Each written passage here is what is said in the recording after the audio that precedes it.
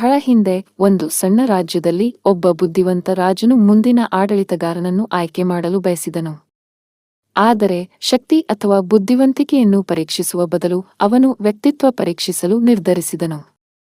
ಅವನು ರಾಜ್ಯದ ಎಲ್ಲಾ ಮಕ್ಕಳನ್ನು ಕರೆದು ಪ್ರತಿಯೊಬ್ಬರಿಗೂ ಒಂದೊಂದು ಬೀಜವನ್ನು ಕೊಟ್ಟನು. ಹಾಗೂ ರಾಜ ಹೇಳಿದನು, ಈ ಬೀಜವನ್ನು ಬೆಳೆಸಿ 1 ತಿಂಗಳಲ್ಲಿ ನೀವು ಬೆಳೆದದ್ದನ್ನು ಮರಳಿ ತನ್ನಿ. ಆರೋಗ್ಯಕರ ಸಸ್ಯವನ್ನು ಹೊಂದಿರುವವರು ಭವಿಷ್ಯದ ನಾಯಕರಾಗುತ್ತಾರೆ. ಮಕ್ಕಳಲ್ಲಿ ಅರುಣ್ ಎಂಬ ಹುಡುಗನೂ ಇದ್ದನು, ಪ್ರಾಮಾಣಿಕ ಮತ್ತು ನಾಚಿಕೆ ಸ್ವಭಾವದವನು. ಅವನು ಬೀಜವನ್ನು ಎಚ್ಚರಿಕೆಯಿಂದ ನೆಟ್ಟನು, ಪ್ರತಿದಿನ ನೀರು ಹಾಕಿದನು ಮತ್ತು ಕಾಯುತ್ತಿದ್ದನು. ಆದರೆ ದಿನಗಳು ಕಳೆದವು, ಆದರೂ ಏನೂ ಬೆಳೆಯಲಿಲ್ಲ. ಅರುಣ್ಗೆ ದುಃಖವಾಯಿತು. ಇತರ ಮಕ್ಕಳು ಮೊಳಕೆ, ಎಲೆಗಳು, ಹೂಗಳನ್ನು ಸಹ ತೋರಿಸುತ್ತಿರುವುದನ್ನು ಅವನು ನೋಡಿದನು. ಆದರೆ ಅವನ ಪಾತ್ರೆ ಖಾಲಿಯಾಗಿತ್ತು. ರಾಜನ ಬಳಿಗೆ ಹಿಂತಿರುಗುವ ದಿನ ಬಂದಿತು. ಅರುಣ್ನ ತಾಯಿ ಅವನಿಗೆ, ಖಾಲಿ ಪಾತ್ರೆಯನ್ನು ತೆಗೆದುಕೋ.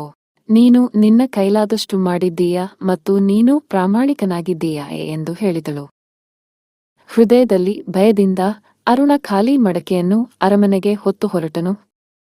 ರಾಜನು ಮಕ್ಕಳ ಮಡಕೆ ನೋಡುತ್ತಾ ನಡೆದಾಗ ಅರುಣ್ನ ಮಡಕೆಯನ್ನು ಹೊರತುಪಡಿಸಿ ಎಲ್ಲೆಡೆ ಸುಂದರವಾದ ಸಸ್ಯಗಳನ್ನು ನೋಡಿದನು. ರಾಜನು ಅವನನ್ನು ಕೇಳಿದನು, ಏಕೆ ಏನೂ ಬೆಳೆಯಲಿಲ್ಲ? ಅರುಣ್ ಮೃದುವಾಗಿ ಉತ್ತರಿಸಿದ, ಕ್ಷಮಿಸಿ ಮಹಾರಾಜರೇ, ನಾನು ಎಲ್ಲವನ್ನೂ ಪ್ರಯತ್ನಿಸಿದೆ, ಆದರೆ ಬೀಜ ಬೆಳೆಯಲೇ ಇಲ್ಲ. ರಾಜ ಮುಗುಳ್ನಕ್ಕ.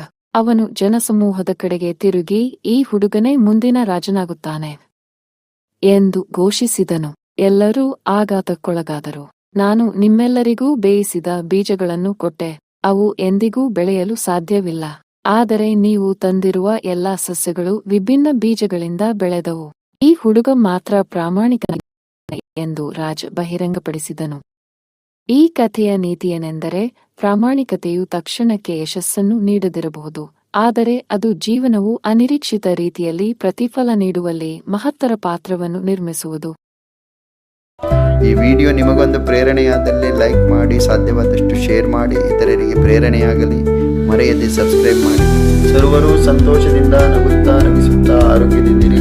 ಸರ್ವರಿಗೂ ಶುಭವಾಗಲಿ. ಜೈ ಹಿಂದ್.